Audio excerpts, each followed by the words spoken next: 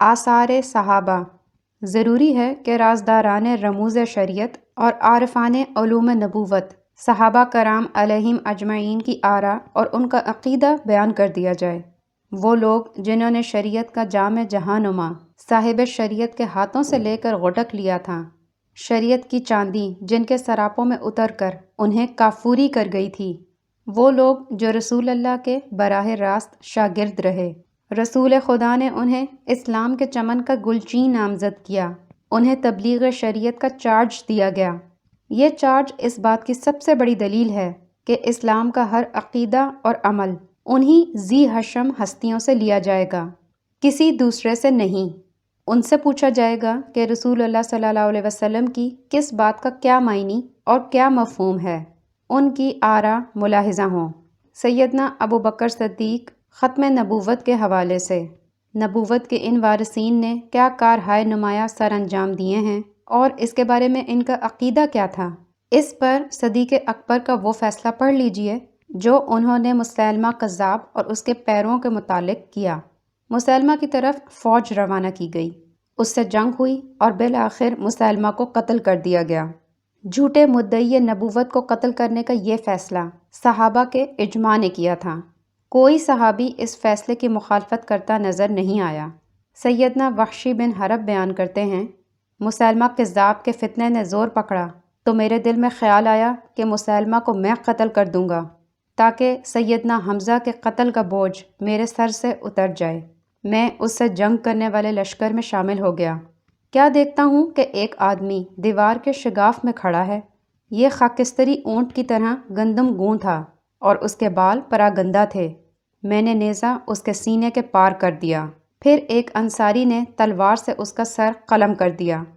اس واقعے پر تدبر کیجئے تو سمجھ آتی ہے کہ ختم نبوت کے عقیدے پر اختلاف کی گنجائش ہی موجود نہیں، چاہے جائے کہ کسی نبی کی آمد کا امکان موجود ہو۔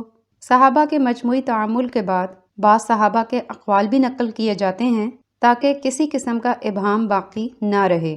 سیدنا عمر بن خطاب سیدنا عمر بن خطاب نے ایک خطبے میں ارشاد فرمایا، لوگوں، نبی کے ہوتے ہم آپ کی کیفیت جان لیتے تھے، کیونکہ تب وحی نازل ہوتی تھی اور اللہ ہمیں آپ کی خبر دے دیا کرتا تھا۔ خبردار، نبی دنیا سے چلے گئے اور وحی کا سلسلہ منقطع ہو چکا ہے۔ ایک دفعہ فرمایا، رسول اللہ صلی اللہ علیہ وسلم کے زمانے میں انسانوں کے معاملات بذریعہ وحی کھول دیے جاتے تھے، مگر اب وحی منقطع ہو چکی ہے۔ سیدہ ام ایمن نبی کریم صلی اللہ علیہ وسلم کی وفات کے بعد سیدنا ابو بکر نے سیدنا عمر بن خطاب سے کہا، ام ایمن کے پاس چلتے ہیں۔ رسول اللہ بھی ان کے پاس جایا کرتے تھے۔ جب ام ایمن کے پاس گئے تو وہ رونے لگیں۔ عرض کیا، روتی کیوں ہیں؟ اللہ کے ہاں جو ہے وہ رسول اللہ کے لیے بہتر ہے۔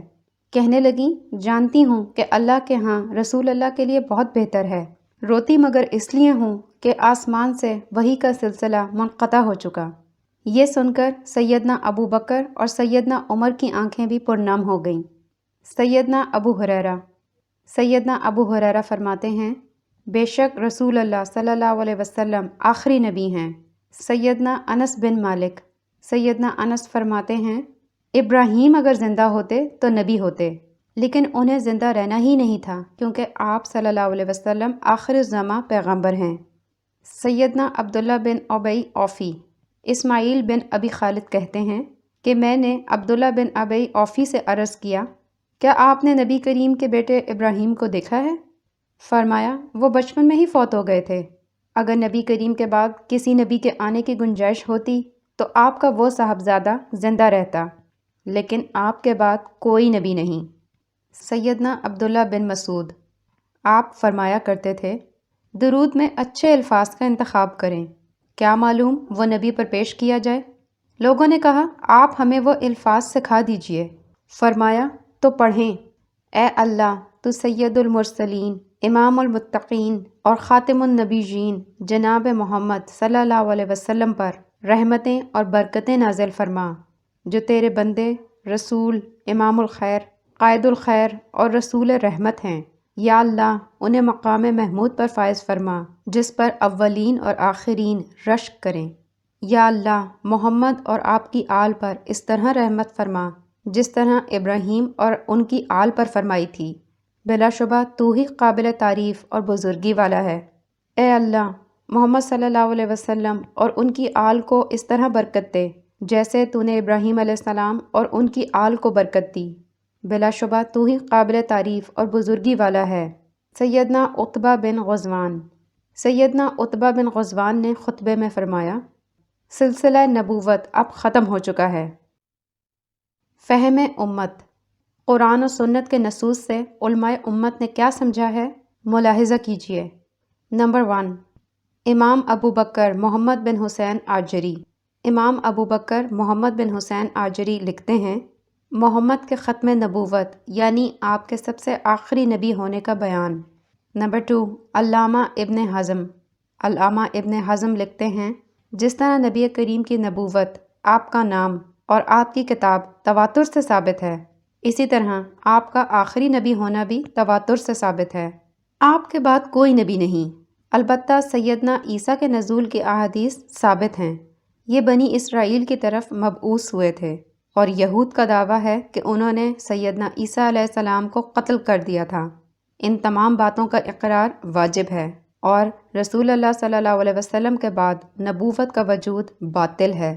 مزید فرماتے ہیں، اللہ فرماتا ہے، وَلَٰكِن رسول اللہ و خاتم النبیین، لیکن آپ اللہ کے رسول اور خاتم النبیین ہیں۔ اسی طرح رسول اللہ صلی اللہ علیہ وسلم نے فرمایا، میرے بعد کوئی نبی نہیں۔ بعض لوگ یہ فرامین سننے کے باوجود عقیدہ ختم نبوت کے منافی باتیں کرتے ہیں۔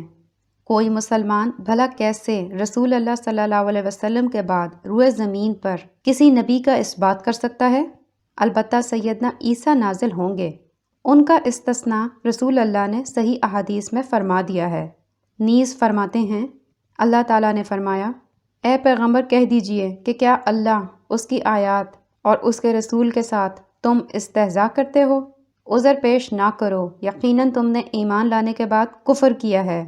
یہ سب لوگ نص کی بنا پر کافر ہیں۔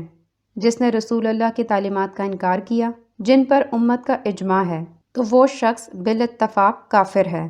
اسی طرح نص سے یہ بات ثابت ہے کہ جس شخص پر حجت قائم ہو چکی ہو، وہ اللہ کا، کسی فرشتے کا، کسی نبی، آیت یا دین کے کسی فریضے کا مذاق اڑاتا ہے، تو وہ کافر ہے، کیونکہ یہ تمام شعائر اللہ اور دین کی علامت ہیں۔ رسول اللہ کے بعد کسی کو نبی ماننا بھی کفر ہے، اور کسی حدیث کو رسول اللہ صلی اللہ علیہ وسلم سے ثابت مان کر اس کا انکار کرنے والا بھی کافر ہے، کیونکہ اس نے اپنے اور مخالف کے مابین نبی صلی اللہ علیہ وسلم کو فیصل اور حاکم تسلیم نہیں کیا۔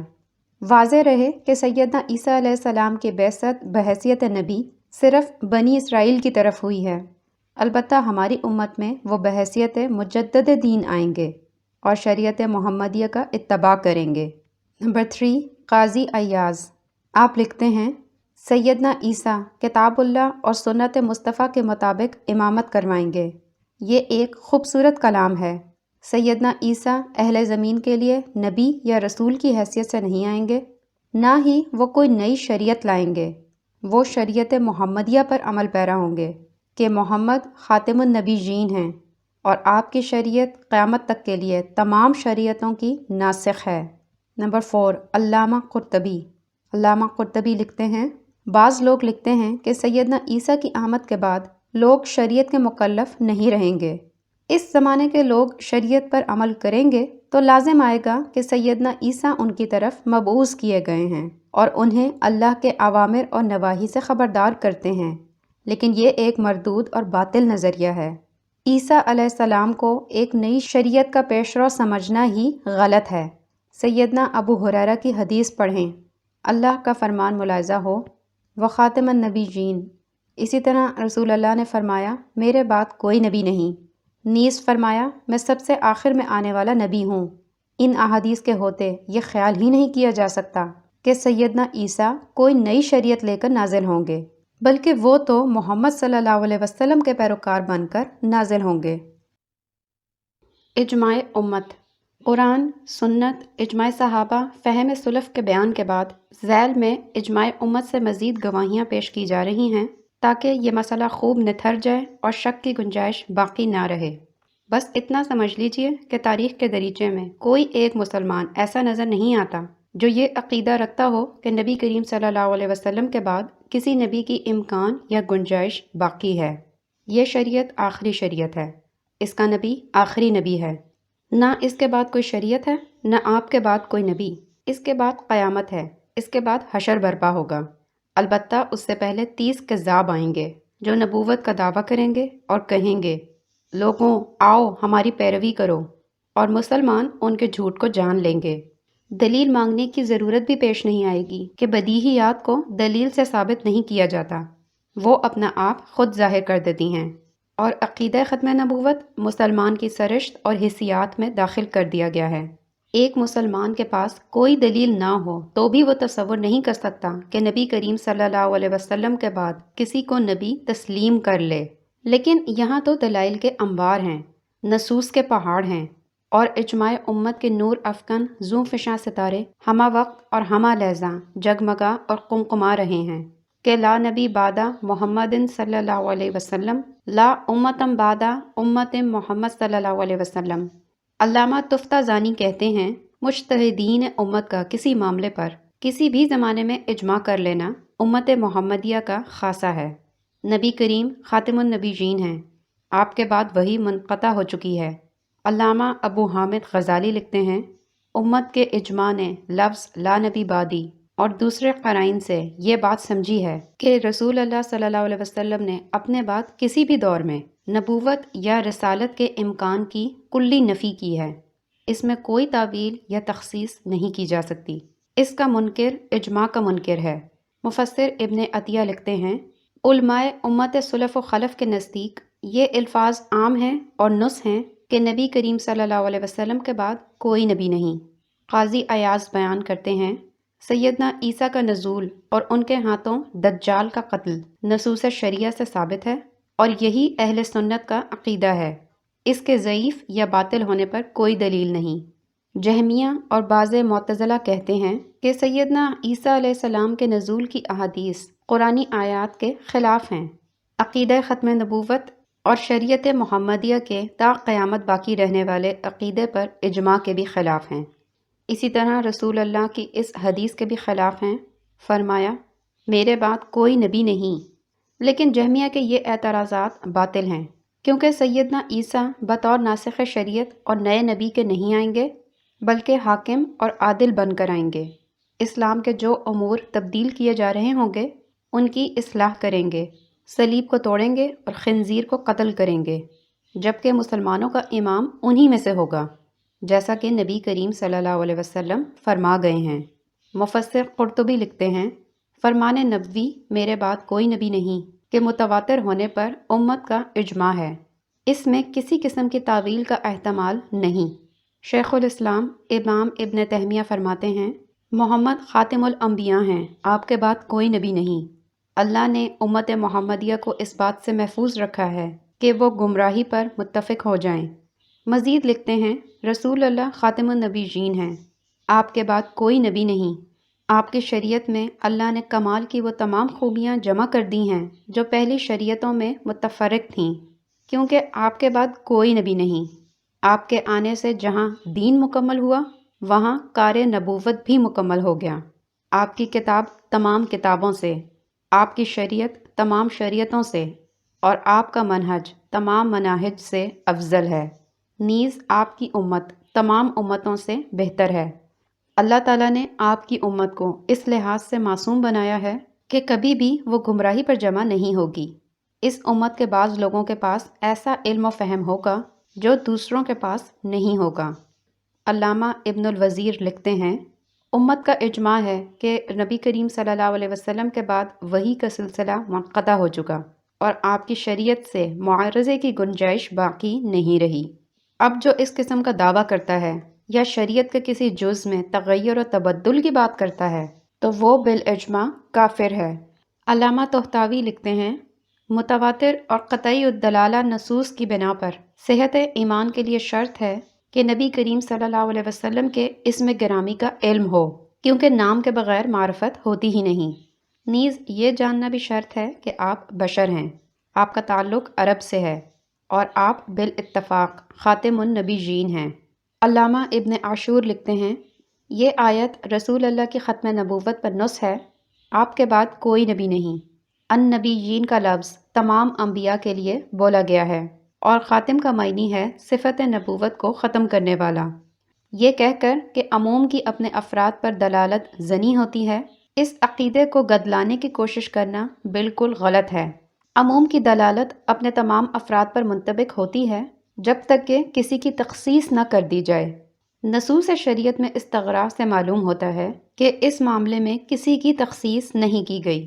نبی کریم صلی اللہ علیہ وسلم کا خاتم الرسول والانبیاء ہونے پر صحابہ کا اجماع ہے۔ یہ اس زمانے میں اور بعد کے زمانوں میں تواتر سے ثابت ہے۔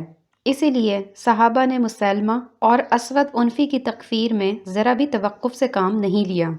یہ ضروریات دین سے ہے، جو اس کا انکار کرے گا کافر ہوگا، بھلے وہ نبی کریم صلی اللہ علیہ وسلم کو تمام انسانوں کا نبی مانتا ہو۔ اجماع کی یہ قسم علم یقینی کا فائدہ دیتی ہے، جیسا کہ ہمارے تمام علماء نے بتایا ہے۔ علامہ امیر صنعانی لکھتے ہیں، رسول اللہ خاتم النبیین و رسول ہیں، اور آپ کی شریعت دنیا کے اختتام تک باقی رہے گی۔ اس پر اجماع ہے۔ سیدنا عیسیٰ علیہ السلام نبی کریم صلی اللہ علیہ وسلم کی شریعت کے متبع بن کر نازل ہوں گے، نہ کہ مبعوث ہو کر۔ علامہ ابن باز فرماتے ہیں، چونکہ نبی کریم صلی اللہ علیہ وسلم خاتم النبیین ہیں اور تمام جن و انس کی طرف رسول ہیں، اسی لیے حکمت الہی کا تقاضا یہ ہے کہ آپ کی شریعت انسانوں کی معاشی اور اقتصادی مصلحتوں کی تنظیم میں تمام شرائع سے کامل ترین ہو۔ محمد خاتم النبیین ہیں۔ اللہ فرماتے ہیں، ما کان محمد ابا احد من رجالکم ولکن رسول اللہ و خاتم النبیین۔ محمد مردوں میں سے کسی کے باپ نہیں ہیں، بلکہ اللہ کے رسول اور خاتم النبیین ہیں۔ اسی طرح آپ کا خاتم النبیین ہونا متواتر احادیث سے ثابت ہے۔ الحمدللہ یہ اجماعی مسئلہ ہے اور ضروریات دین میں سے ہے۔ مسلمانوں کا اجماع ہے کہ نبی کریم صلی اللہ علیہ وسلم کے بعد نبوت کا دعویٰ کرنے والا جھوٹا اور کافر ہے، اس سے توبہ کروائی جائے گی۔ توبہ کر لے تو ٹھیک، ورنہ اس کافر کو قتل کر دیا جائے گا۔ وہی منقطع ہو چکی۔ ختم نبوت کی بحث میں یہ بات بداہتاً معلوم ہو جاتی ہے کہ جب نبوت ہی باقی نہ رہی تو وہی کہاں باقی رہے گی؟ نبوت کے بعد وحی کا سلسلہ بھی ختم ہو جاتا ہے۔ اسی لیے سیدنا عمر بن خطاب نے فرمایا تھا، خبردار، نبی کریم صلی اللہ علیہ وسلم دنیا سے چلے گئے اور وحی کا سلسلہ منقطع ہو چکا۔ مزید فرمایا، وحی منقطع ہو چکی ہے۔ سیدنا ایمن سے جب پوچھا گیا کہ آپ روتی کیوں ہیں، تو فرمایا کہ اس لیے روتی ہوں کہ آسمان سے سلسلہ وحی منقطع ہو چکا ہے۔ علامہ ابن حزم لکھتے ہیں، مسلمانوں کا اجماع ہے کہ رسول صلی اللہ علیہ وسلم کی وفات کے بعد وحی کا سلسلہ منقطع ہے، دین مکمل ہو چکا ہے۔ اس کے بعد کسی کے لیے جائز نہیں کہ وہ اپنی رائے سے دین میں کمی بیشی کرے، کسی حکم کو تبدیل کرے یا کوئی نئی شریعت کھڑی کر دے۔ ایسا کرنے والا کافر ہے۔ مزید لکھتے ہیں، رسول اللہ صلی اللہ علیہ وسلم کی وفات کے بعد وحی کا سلسلہ منقطع ہو چکا ہے۔ جو وحی کے امکان کو درست سمجھتا ہے وہ نبوت کے امکان کو درست سمجھتا ہے، اور جو نبوت کے امکان کو درست سمجھے وہ کافر ہے، اس کا خون اور مال حلال ہے۔ ایک مقام پر صریح الفاظ میں کہا کہ رسول اللہ کی شریعت کے بعد تمام شریعتیں منسوخ ہو چکی ہیں۔ نبی کریم صلی اللہ علیہ وسلم کی ملت کے ساتھ اللہ نے تمام ملتوں کو منسوخ کر دیا ہے، اور جن و انس پر لازم قرار دیا ہے کہ وہ اس شریعت پر عمل کریں جس پر رسول اللہ کی بعثت ہوئی ہے۔ اللہ اس شریعت کے علاوہ کوئی شریعت قبول نہیں کرتا۔ محمد صلی اللہ علیہ وسلم آخری نبی ہیں اور آپ کے بعد کوئی نبی نہیں۔ نیز لکھتے ہیں، رسول اللہ صلی اللہ علیہ وسلم کی وفات کے بعد وحی کا سلسلہ منقطع ہو چکا ہے۔ اس کی دلیل یہ ہے کہ وحی صرف نبی کی طرف آتی ہے۔ فرمان باری تعالیٰ ہے، محمد صلی اللہ علیہ وسلم مردوں میں سے کسی کے باپ نہیں، لیکن آپ اللہ کے رسول اور آخری نبی ہیں۔ دوسری جگہ رقم دراز ہیں، نبوت اس وحی کا نام ہے جو اللہ تعالیٰ اپنے بندے کی طرف بھیج کر اسے وہ بات بتاتا ہے جسے وہ پہلے نہیں جانتا ہوتا۔ رسالت نبوت سے ایک زائد وصف کا نام ہے۔ وہ زائد وصف یہ ہے کہ رسول ایک نئی شریعت لاتا ہے، اس بات میں کوئی اختلاف نہیں۔ خضر نبی ہیں اور وفات پا چکے ہیں۔ محمد صلی اللہ علیہ وسلم کے بعد کوئی نبی نہیں۔ اللہ تعالیٰ نے خضر کا قصہ بیان کرتے ہوئے خضر کا یہ قول نقل کیا ہے کہ یہ کام میں نے اپنی طرف سے نہیں کیا، اس سے ان کا نبی ہونا ثابت ہوتا ہے۔ اللہ کا فرمان ہے، محمد اللہ کے رسول اور آخری نبی ہیں۔ علامہ ماوردی لکھتے ہیں، نبی کریم کا خاصہ ہے کہ آپ کے بعد وحی اور نبوت ختم ہو گئی، آپ کے بعد وحی کا نزول نہیں ہوگا، آپ خاتم النبیین اور تمام مخلوقات حتیٰ کہ جن و انس کی طرف مبعوث ہوئے ہیں۔ اے امت محمد، خبردار کسی دھوکے باز کے دھوکے میں نہ آئیے، کسی کی خیانت، کسی کی چرب زبانی اور کسی جھوٹے کی دلکش تعبیریں تمہارے دلوں میں تشکیک کا بدنما داغ نقش نہ کرنے پائیں۔ کائنات کا ہر بچہ اسی فطرت پر جنم لیتا ہے کہ اگر اسے قوت گویائی ملے اور پوچھا جائے کہ من نبیوں کا، تو اس کی زبان پہ یہی نعرہ ہوگا کہ لا نبی بعدہ محمد صلی اللہ علیہ وسلم۔ سچے خواب نبوت کا جزو ہیں۔ سیدنا انس بن مالک بیان کرتے ہیں کہ رسول اللہ صلی اللہ علیہ وسلم نے فرمایا، مومن کے خواب نبوت کا 26واں جزو ہیں۔ سیدنا ابو رزین عقیلی بیان کرتے ہیں کہ رسول اللہ نے فرمایا، مومن کا خواب نبوت کے 40 اجزاء میں سے ایک ہے۔ سیدنا ابو ہریرہ بیان کرتے ہیں کہ رسول اللہ صلی اللہ علیہ وسلم نے فرمایا، مسلمان کا خواب نبوت کا 45واں جزو ہے۔ سیدنا ابو ہریرہ بیان کرتے ہیں کہ رسول اللہ نے فرمایا، مومن کا خواب نبوت کا 46واں جزو ہے۔ سیدنا عبداللہ بن عمر بیان کرتے ہیں کہ رسول اللہ نے فرمایا، سچے خواب نبوت کا 70واں جزو ہیں۔ سیدنا ابو ہریرہ بیان کرتے ہیں کہ رسول اللہ نے فرمایا، جب قیامت قریب ہوگی تو مومنوں کو سچے خواب آئیں گے۔ مومن کا خواب نبوت کا 46واں جزو ہوتا ہے، اور جو نبوت کا جزو ہو وہ جھوٹ نہیں ہوتا۔ صحیح مسلم کے الفاظ ہیں، جب قیامت قریب ہوگی تو مسلمان کے خواب جھوٹے نہیں ہوں گے، جو جتنا سچا ہوگا اتنے سچے اسے خواب آئیں گے۔ سچے خواب نبوت کا جزو ہونے کا معنی اور مفہوم۔ وہی غیب کی خبریں معلوم کرنے کا ایک ذریعہ تھا، نبوت ختم ہونے سے وہ منقطع ہو چکا ہے، اب صرف سچے خواب باقی ہیں۔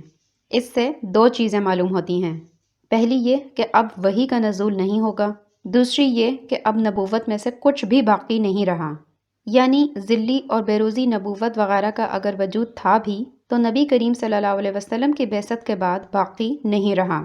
نیک خواب نبوت کا جزو ہیں۔ اس بارے میں وارد احادیث باہم مختلف ہیں۔ علماء امت نے ان احادیث کی تطبیق، معنی اور مفہوم کچھ اس طرح بیان کیا ہے۔ علامہ حافظ ابن البر لکھتے ہیں، خواب کے اجزائے نبوت ہونے کی تعداد اگرچہ مختلف ہے، تاہم اس میں تضاد نہیں، واللہ اعلم، چونکہ بعض خواب 46واں، بعض 45واں، بعض 44واں اور بعض 25واں یا 70واں جز ہو سکتے ہیں۔ یہ خواب دیکھنے والے کے حسب حال ہوتا ہے، وہ کتنا سچا، امانت دار، متدین اور عقیدے میں پختہ ہے۔ جیسی کسی کی کیفیت ہے ویسا اس کے خواب کا معاملہ ہے، واللہ عالم۔ جو خلوص نیت کے ساتھ اپنے رب کی عبادت کرتا ہو، ایمان میں پختہ اور قول میں سچا ہو، اس کے خواب زیادہ سچے اور نبوت کے زیادہ قریب ہیں۔ حافظ خطابی رحمہ اللہ لکھتے ہیں، حدیث کا یہ معنی نہیں کہ نبوت ٹکڑوں میں منقسم ہو جاتی ہے، اور نہ ہی یہ مطلب ہے کہ جو ان خصائل کو جمع کر لے اسے تسبیحی یا سببی نبوت حاصل ہو جائے گی۔ نبوت اللہ کی مرضی پر منحصر ہے، وہ جس پر چاہے کرم کر دے اور نبوت عطا کر دے۔ اللہ بخوبی جانتا ہے کہ کسے رسالت عطا کرنی ہے، اور نبی کریم صلی اللہ علیہ وسلم کی وفات حسرت آیات کے ساتھ ہی نبوت کا سلسلہ ختم ہو گیا ہے۔ نبوت کا معنی نبوی تعلیمات اور انبیاء کی تعلیمات سے بھی کیا جا سکتا ہے۔ تب اس حدیث کا معنی ہوگا کہ نیک خواب نبوت کی تعلیمات اور انبیاء کی دعوت کے 25 اجزاء میں سے ایک جز ہیں۔ علامہ ابن بطال لکھتے ہیں، نبوت کا 1000واں جز ہونا بھی بہت بڑی بات ہے، تو آخر کیوں خواب کو نبوت کا جز قرار دیا گیا؟ ضروری ہے کہ اس کے مفہوم کا ادراک کیا جائے۔ ملاحظہ کیجیے، نبوت کا لفظ خبر دینے سے ماخوذ ہے، معنی اس کا یہ ہے کہ خواب اللہ کی طرف سے سچی خبر ہے، اس میں جھوٹ نہیں ہوتا، جیسا کہ نبوت اللہ کی طرف سے سچی خبر ہے، یہ جھوٹی نہیں ہو سکتی۔ تو یہاں خواب کو نبوت سے تشبیہ دی گئی ہے۔ اور وجہ تشبیہ خبر کی سچائی ہے۔ حافظ ابن جوزی لکھتے ہیں مومن کا خواب نبوت کا 46واں جزو ہے۔ اس حدیث کے 2 معنی ہیں۔ نبوت میں ایسے امور کی خبر ہوتی ہے جنہوں نے بعد میں وقوع پذیر ہونا ہوتا ہے، چنانچہ مومن کے خواب کو بھی اسی سے تشبیہ دی گئی ہے۔ تشبیہ کی دوسری وجہ یہ ہے کہ بعض انبیاء کی نبوت کا ثبوت یہ تھا کہ نیند میں ان کو اللہ کی طرف سے وحی ہوئی، اور بعض انبیاء کو نبوت سے پہلے سچے خواب آتے رہے، پھر انہیں حالت بیداری میں وحی ہونے لگی۔ یہاں سوال اٹھتا ہے کہ آخر 46واں جزو کہنے کا کیا مقصد؟ بعض علماء نے اس کا جواب یوں دیا ہے کہ رسول اللہ صلی اللہ علیہ وسلم کی نبوت کا عرصہ 23 سال پر محیط ہے۔ 13 برس مکہ میں گزرے اور نبوت کی ابتدا میں 6 ماہ تک آپ کو خواب آتے رہے، تو یہ مدت نبوت کے 23 برس کا 46واں حصہ بنتی ہے۔ صحیح مسلم کی سیدنا عبداللہ ابن عمر سے مروی ایک روایت کے الفاظ میں رسول اللہ صلی اللہ علیہ وسلم نے فرمایا تھا کہ خواب نبوت کا 17واں جزو ہیں۔ اس حدیث کے مطابق مومن کے خواب کی مختلف کیفیات ہوتی ہیں۔ خواب کی ادنا کیفیت 17واں جزو اور اعلیٰ کیفیت 46واں جزو ہے۔ ابن جزیر کہتے ہیں کہ 17واں جزو عام ہے، یہ وہ خواب ہے جو ہر مسلمان دیکھتا ہے، وہ کسی بھی حالت و کیف میں ہو، جبکہ 46واں جزو ان لوگوں کے لیے ہے جو سخت سردی میں اچھی طرح وضو کرتے ہیں، مکروہات پر صبر کرتے ہیں اور ہر نماز کے بعد دوسری نماز کا انتظار کرتے ہیں۔ اسی طرح یہ بھی روایت ہوا کہ خواب 45واں جزو ہیں، اسے بھی مختلف احوال اور کیفیات پر محمول کیجیے۔ ابن جوزی کہتے ہیں کہ نبوت میں ایسے امور کی خبر ہوتی ہے جنہوں نے بعد میں وقوع پذیر ہونا ہوتا ہے۔ مومن کے خواب کو بھی اسی سے تشبیہ دی گئی ہے۔ مزید لکھتے ہیں بقول ابن تیین، اس حدیث کا معنی یہ ہے کہ میری وفات کے ساتھ ہی وحی منقطع ہو جائے گی اور آئندہ کی خبریں صرف خواب کے ذریعے ہی بتائی جا سکیں گی۔ نیز فرماتے ہیں سچے خواب کو نبوت کا جزو کہنے کی وجہ مشابہت سچائی ہے، کوئی اور نہیں، وگرنہ تو سچا خواب دیکھنے والا نبی کہلاتا۔ مزید لکھتے ہیں رسول اللہ نے فرمایا نبوت سے صرف سچے خواب باقی رہ گئے ہیں۔ یہاں استثناء کے ظاہری الفاظ سے اشتباہ ہوتا ہے کہ سچے خواب کو نبوت کہا گیا ہے، حالانکہ ایسا نہیں ہے۔ خواب کو نبوت کے ایک جز سے تشبیہ دی گئی ہے، اور کسی چیز کے جز کے حصول سے اس چیز کا حصول لازم نہیں آتا۔ جیسے اگر کوئی بلند آواز سے لا الہ الا اللہ کہے تو اسے مؤذن نہیں کہا جائے گا، حالانکہ یہ کلمہ اذان کا ایک جزو ہے۔ اسی طرح کوئی اگر قرآن کی ایک آیت پڑھے تو یہ نہیں کہا جائے گا کہ اس نے نماز پڑھی ہے، حالانکہ قرآن کی آیت پڑھنا نماز کا جزو ہے۔ اس مفہوم کی تائید سیدہ ام قرص کی حدیث سے ہوتی ہے، بیان کرتی ہیں کہ میں نے رسول اللہ صلی اللہ علیہ وسلم کو کہتے ہوئے سنا نبوت ختم ہو چکی اور اب صرف مبشرات باقی ہیں۔ مسند ابی علی میں سیدنا انس بن مالک کی وہ روایت بھی ہے کہ نبی کریم صلی اللہ علیہ وسلم نے فرمایا رسالت اور نبوت منقطع ہو چکی، میرے بعد کوئی نبی اور رسول نہیں، مبشرات البتہ باقی ہیں۔ صحابہ نے عرض کیا مبشرات سے کیا مراد ہے؟ فرمایا مسلمان کا خواب نبوت کا ایک جزو ہے۔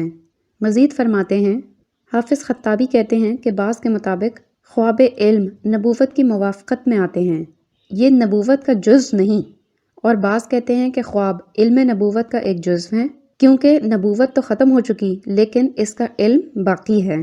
حافظ عراقی لکھتے ہیں یاد رکھیے کہ نبی کا خواب وہی ہوتا ہے، غیر نبی کا خواب وہی نہیں ہوتا۔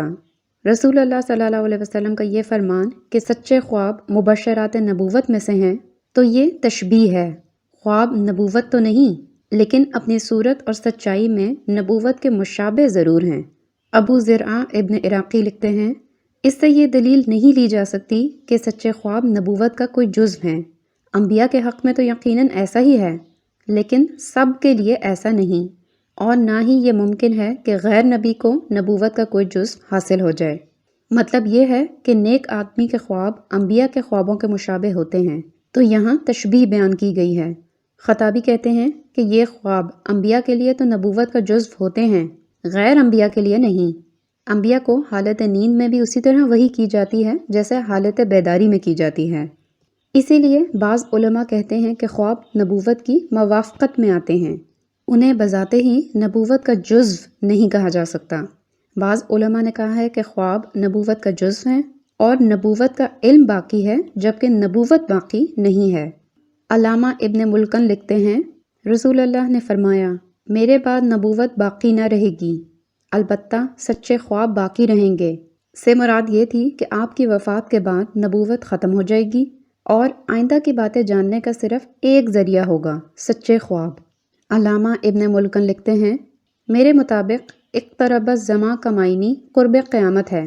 ابن بطال اس کا معنی یہ بیان کرتے ہیں کہ جب قیامت قریب آ جائے گی اور علم کا کثیر حصہ اٹھا لیا جائے گا، حرج یعنی فتنے اور قتل کی وجہ سے دیانت کے نشان مٹ جائیں گے، لوگ انقطاع وحی کی کیفیت میں ہوں گے، جن کو ایک واعظ اور دین کے مٹائے ہوئے نشانات کو ایک مجدد کی ضرورت ہوگی۔